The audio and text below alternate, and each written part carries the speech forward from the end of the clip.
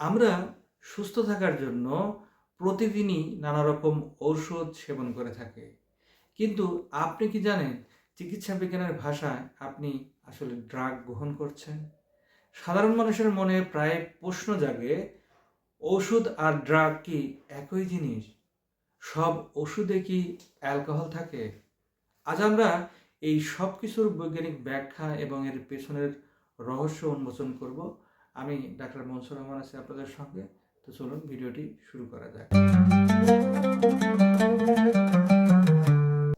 সহজ কথায় বলতে গেলে ড্রাগ হলো একটি ব্রড টার্ম বা বিস্তৃত শব্দ।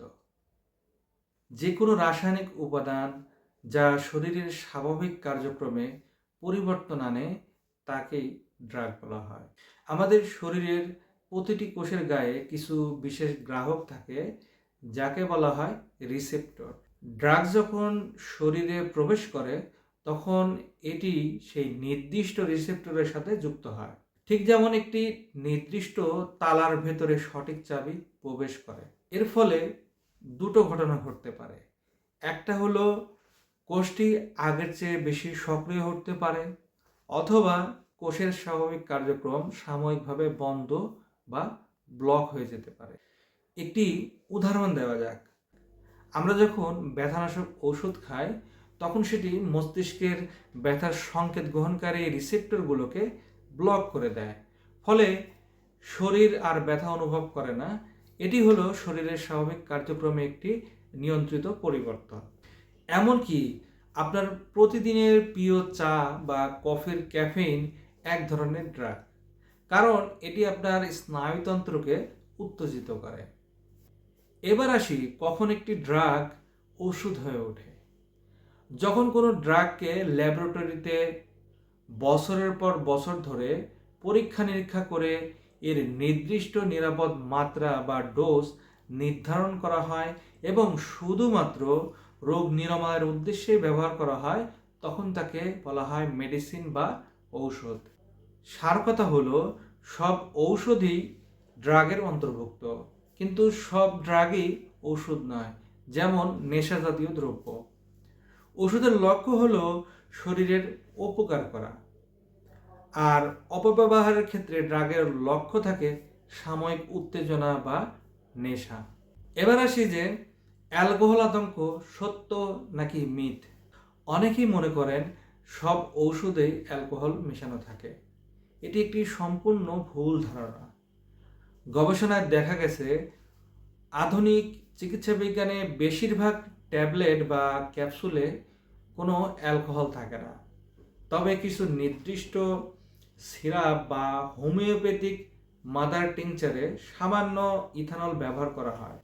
কেন এই অ্যালকোহল ব্যবহার করা হয়?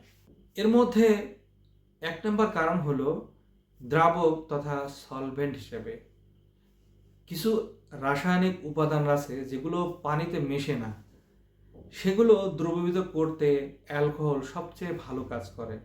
দুই নম্বর কারণ হলো সংরক্ষণ তথা প্রিজারভেটিভ। এটি ওষুধকে ব্যাকটেরিয়া বা ছত্রাক থেকে রক্ষা করে দীর্ঘদিন ভালো রাখে, সেই জন্য এই অ্যালকোহল ব্যবহার করা হয়। তবে বর্তমানে উন্নত প্রযুক্তির কল্যাণে বেশিরভাগ সিরাপই অ্যালকোহল মুক্ত হিসাবে তৈরি করা হচ্ছে। এবার আসি এই ড্রাগ বা ওষুধের ডোজ মেনে চলা কেন জরুরি। যে কোনো ঔষধ বাজারে আসার আগে দীর্ঘ সময় ধরে ক্লিনিক্যাল ট্রায়াল চলে।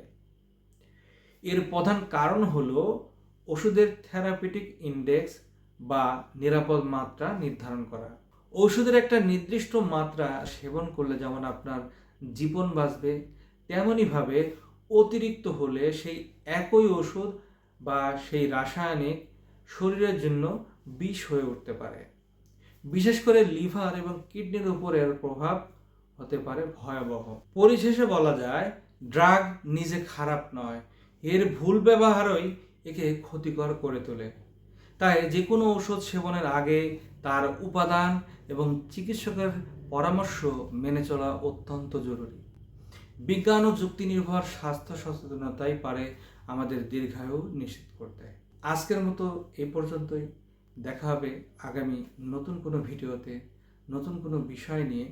সেই পর্যন্ত সবাই সুস্থ থাকুন, ভালো থাকুন। খোদা হাফেজ।